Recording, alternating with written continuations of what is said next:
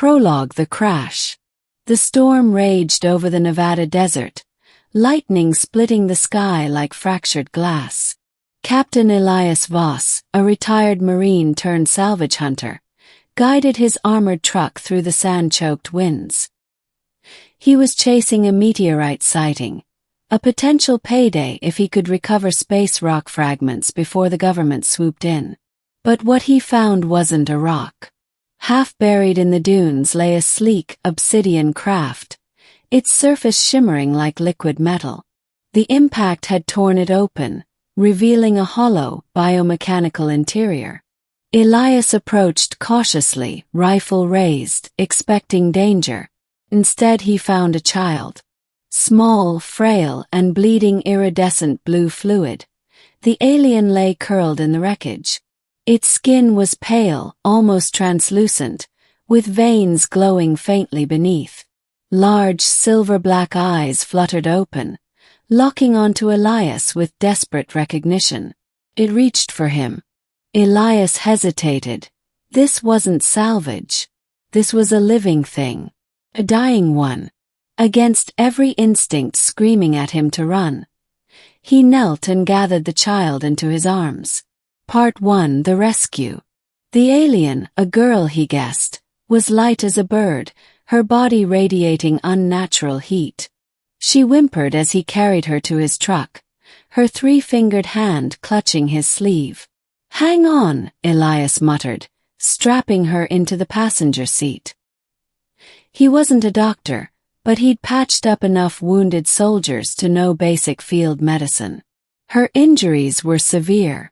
A deep gash across her ribcage leaked glowing fluid, and her breathing was shallow.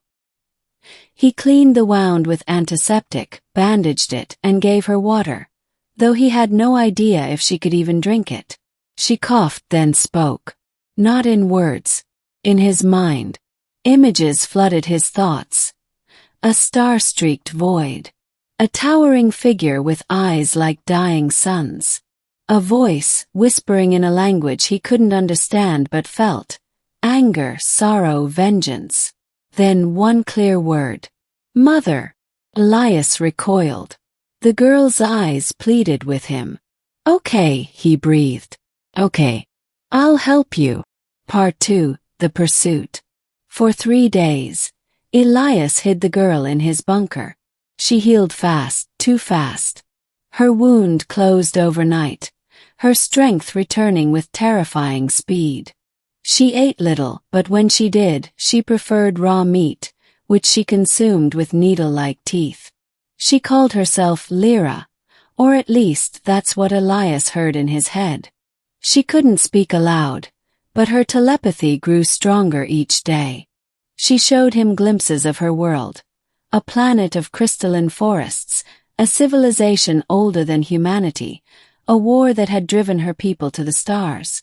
And then the worst vision yet, a warship, black, jagged, descending toward Earth. "She comes," Lyra whispered into his mind. "For me." Elias's blood ran cold. "Your mother." Lyra nodded. "She thinks you took me. She will burn your world to ash." Part 3: The Reckoning. The military detected the anomaly first. A massive object entering the atmosphere over the Pacific.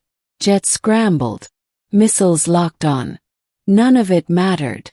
The alien ship didn't attack. It landed.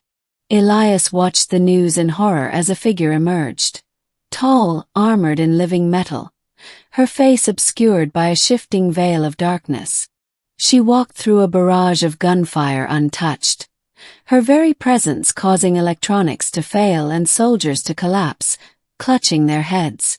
She was searching for Lyra. Elias knew what he had to do. "Stay here," he ordered Lyra, locking the bunker door.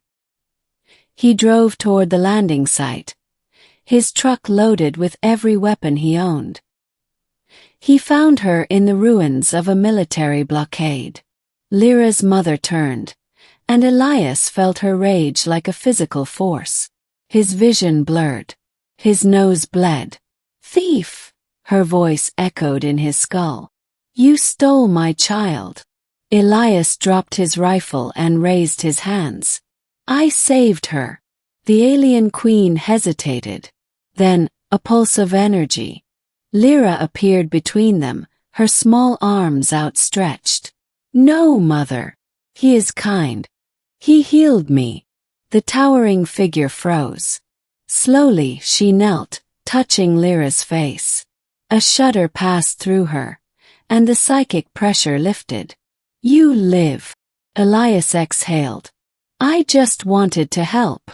The queen studied him, her wrath fading into something like grudging respect. Then you have my gratitude, human. But we cannot stay. Our enemies will follow. Lyra looked back at Elias, her eyes sad. Thank you. Before he could respond, light engulfed them. When it faded, they were gone. Expanded ending. A farewell under the stars. Elias stood in the desert, the wind howling around him like a lament. The alien ship, Lyra's mother's vessel, loomed before him, its obsidian surface drinking in the moonlight. The air hummed with energy, making his teeth ache. Lyra hesitated before boarding, her large silver-black eyes glistening with something like tears. She reached out, her small three-fingered hand brushing against his. You will not come with us, her voice whispered in his mind. Elias crouched to her level, forcing a smile. This isn't my world out there, kid. Mine's right here. She tilted her head, studying him. But you are alone. The words hit harder than he expected. He was alone. No family left. No real home beyond his bunker and his truck. But Earth was still his. I'll be okay, he said. You just stay safe out there. Lyra's mother watched from the ship's ramp, her towering form silhouetted against the interior glow. Though her face was unreadable, the weight of her gaze had softened. She extended one clawed hand toward Elias, not in threat but in acknowledgement. You spared my child when you had no reason to, her voice echoed in his skull. For that you have my oath. No harm will come to your world by our hand. Elias nodded. That's all I ask. With a final glance, Lyra turned and walked toward the ship. At the threshold, she paused and looked back one last time. I will remember you, Elias. Then the ramp sealed shut. The ship rose silently, hovering for a heartbeat before vanishing in a flash of blue light. The desert fell still again, as if none of it had ever happened. Epilogue. The Watcher in the Wasteland. 3 months later. The government debriefed him for weeks. They took his blood, scanned his brain, and grilled him on every detail. But Elias gave them nothing useful. It was a crash. Help. They left. Eventually they let him go. Now he stood on his bunker's roof, staring at the night sky.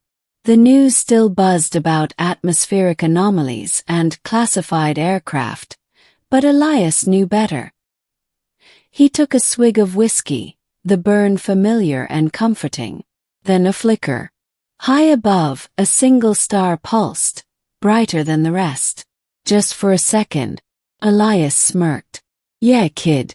I'll remember you too. He raised his bottle in a silent toast before turning back inside. Somewhere in the cosmos a ship sailed on. And somewhere on Earth, a man who had once been alone now carried a secret worth more than any salvage. The stars felt a little closer now. And maybe one day they'd return. Final notes.